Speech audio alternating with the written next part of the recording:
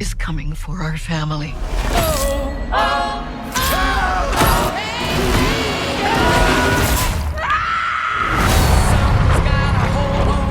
Okay, so I've seen the new Final Destination movie about 2 times now, and without a doubt, this was one of the most fun movies I've watched this year. I remember my first time watching a Final Destination movie. I want to say I was probably around 11 years old, and after the first kill, I just got so drawn towards the screen, like I just couldn't look away. Then once the film was over, I just remember thinking to myself, that was one vicious ass movie. Final Destination Bloodlines pretty much follows the same formula that every Final Destination movie follows. It's about a college student named Stephanie who keeps having these reoccurring dreams and nightmares of one of her old relatives who turns out to be her grandmother. Come to find out that since her grandmother lived through that event, she started this whole family that was never supposed to exist. So now Stephanie and her whole family are being targeted by death. Okay, so the first thing I want to talk about is that opening. Man, what a way to set up your movie, and all the actors too in that scene and the music choice they used integrated into that scene was very, very well done. It reminded me when I was a kid, I got so drawn towards the movie after that opening. That was just an amazing way to start off. The family that we're following in this movie is very, very likable for the most part. We got Stephanie, her brother, some of her cousins, her aunt, her mother and her father, her uncle who is the son of the grandmother, and of course we got Tony Todd, veteran of the Final Destination franchise, returning one last time for his last performance in this film. And I love the send-off they gave him in this movie. It really felt genuine. The fact that this was so well done and so well made, quality-wise, maybe not the best written script or story per se, but I feel like this film did such a good job with creating setups for how these characters were going to die. It pays attention to the little details in the scenes. The camera will focus on a certain item, and then later on it plays a part into how another character ends up getting killed. Things like that I really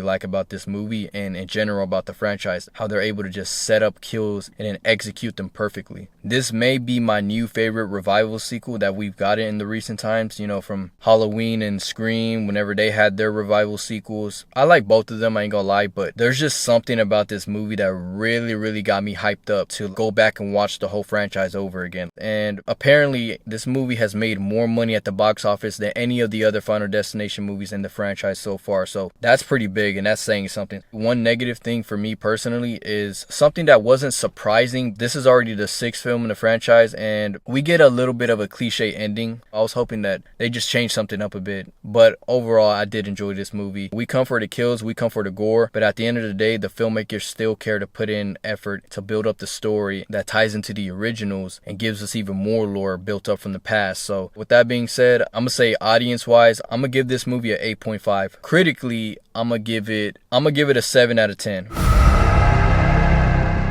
How do y'all feel like this movie stacks up with the previous Final Destination films we've gotten so far? Y'all let me know in the comments below, and I'll see y'all next time.